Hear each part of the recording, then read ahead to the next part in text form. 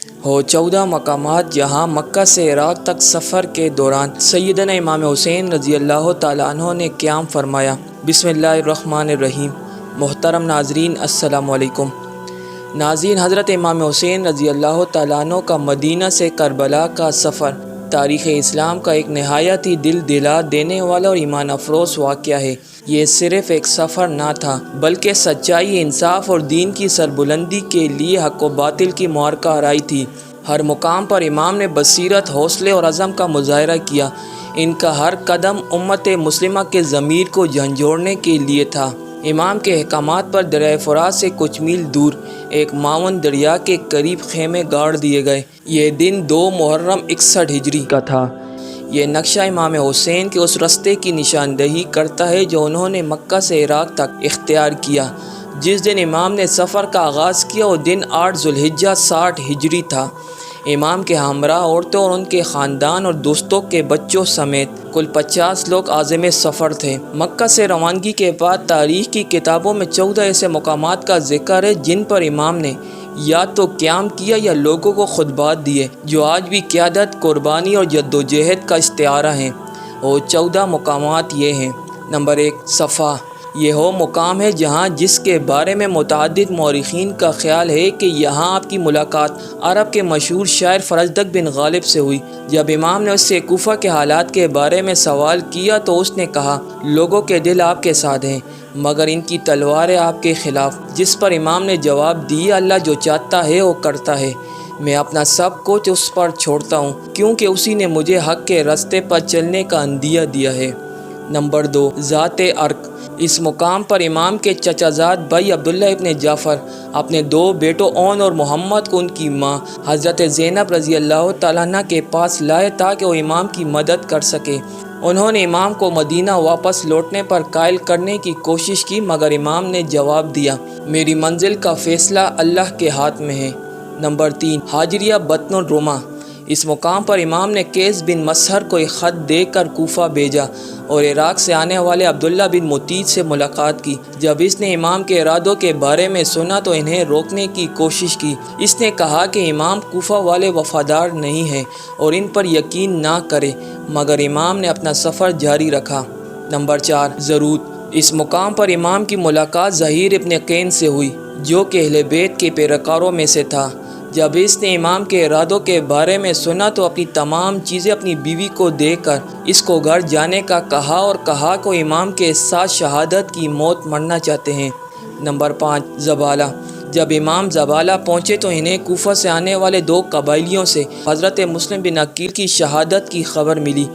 امام نے انا للہ و انا الیہ راجعون پڑھا۔ اسدی قبیلے کے افراد نے امام کو اس سفر سے روکنا چاہا مگر آپ نے انکار کر دیا۔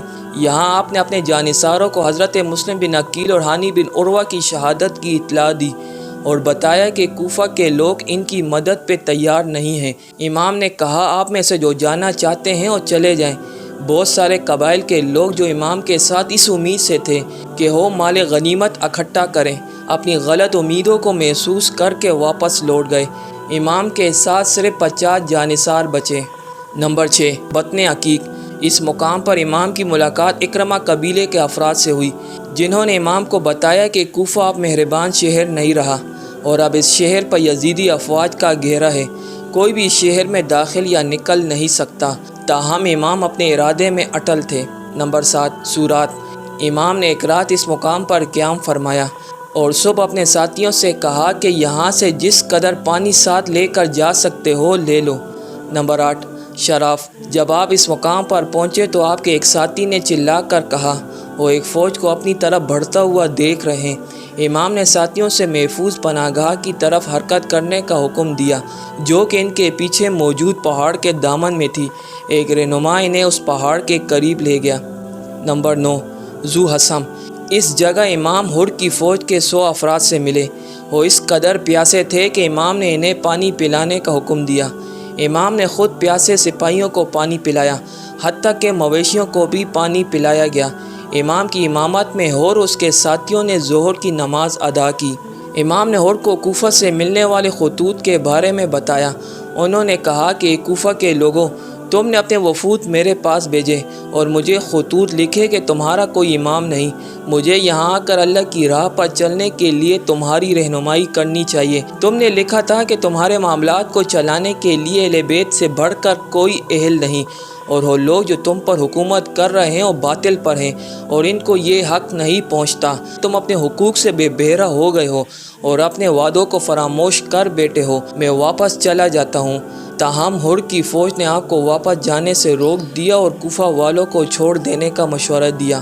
نمبر 10، بیضہ۔ امام اگلے دن بیضہ پہنچے اور یہاں ایک مشہور خطبہ دیا: اے لوگو، جب تم میں سے کوئی یہ دیکھے کہ ایک حاکم شب و ستم پر اتر آیا ہے اور اللہ اور اس کے رسول صلی اللہ علیہ وآلہ وسلم کے احکامات کو پس پش ڈال رہا ہے اور وہ شخص اس صورتحال کو بدلنے کے لیے اپنے عمل یا الفاظ سے اس کے خلاف کھڑا نہیں ہوتا، تو پھر یہ اللہ ہی کے لیے ہے اور اس شخص کو کس مقام پر رکھتا ہے۔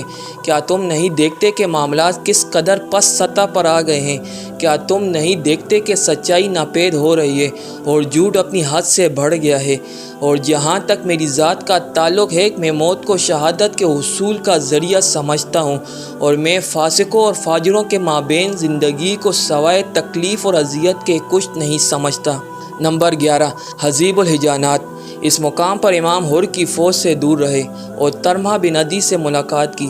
جب انہیں یہ معلوم ہوا کہ کوفہ والوں نے ان کے قاصد کو تنہا چھوڑ دیا، کوفہ والوں کی طرف سے ان کی یہ امید بالکل ختم ہو گئی کہ انہیں وہاں سے کوئی مدد ملے گی یا وہ کوفہ میں زندہ بچ سکیں گے۔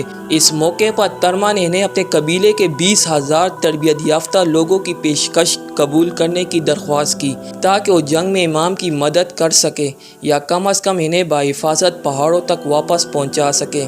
امام نے اب عدی کو جواب دیا: اللہ پاک تمہیں اور تمہارے لوگوں کو اپنے حفظ و امان میں رکھے، میں اپنے الفاظ سے نہیں پھر سکتا، چیزیں تیز شدہ ہیں۔ ان کے جواب سے یہ بات واضح ہے کہ انہیں خود کو پیش آنے والے خطرات کا پہلے ہی علم ہو چکا تھا اور مسلم امہ کے ضمیر کو جھنجھوڑنے کے لیے ان کے ذہن میں ایک مکمل منصوبہ طے پا چکا تھا۔ وہ حجاز میں بڑے آرام سے فوج کی مدد لے سکتے تھے، مگر انہوں نے ایسا نہ کیا، نہ ہی انہوں نے دستیاب جسمانی طاقت کو سامنے لانے کی کوشش کی۔ نمبر 12، قصر بن مقاتل۔ یہ بات واضح ہو چکی تھی کہ کوفہ اب ان کی منزل نہیں رہی۔ جیسا کہ اور انہیں تنہا تھا، اس نے کوفہ کو چھوڑ کر ایک نیا راستہ اختیار کیا۔ دن کو آرام کرنے کے بعد امام نے انا للہ پڑھا۔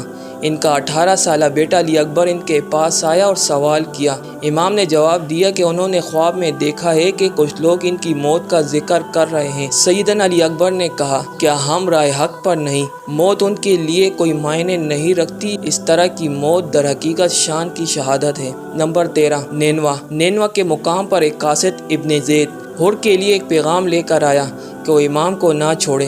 امام کا قافلہ غزریہ سے گزرتا ہوا کربلا پہنچ گیا۔ امام نے ایک آہ بھری اور اس جگہ کا نام پوچھا۔ کسی نے بتایا کربلا۔ امام نے کہا: ہاں، یہی جگہ ہے کرب و بلا، ایک تکلیف اور دکھ کی جگہ۔ پھر امام نے کہا کہ ہمیں یہیں پر رکنا ہے، لگتا ہے ہم اپنی منزل پر پہنچ گئے، یہی ہماری منزل اور ہماری شہادت کی جگہ ہے۔ نمبر 14، کربلا۔ کربلا پہنچ کر امام کے حکم کے مطابق دریائے فرات سے کچھ میل دور ایک معاون دریا کے قریب خیمے استادہ کر دیے گئے۔ یہ دن 2 محرم 61 ہجری 3 اکتوبر 680 عیسوی کا دن تھا جب قافلہ کربلا کے میدان میں پہنچا اور امام حسین نے فرمایا: یہی وہ جگہ ہے، یہی ہماری منزل ہے، تو گویا تاریخ رک گئی۔ اس سرزمین پر ان کی شہادت نے انسانیت کو عزت، غیرت اور حق کے لیے سر جھکانے سے انکار کا پیغام دیا۔ کربلا رہتی دنیا تک باطل کے سامنے کلمہ حق بلند کرنے کی علامت بن چکی ہے۔ امام حسین کا یہ سفر قربانی اور صبر کی ایسی داستان ہے جو ہر عاشق حق کو جینے کا سلیقہ سکھاتا ہے۔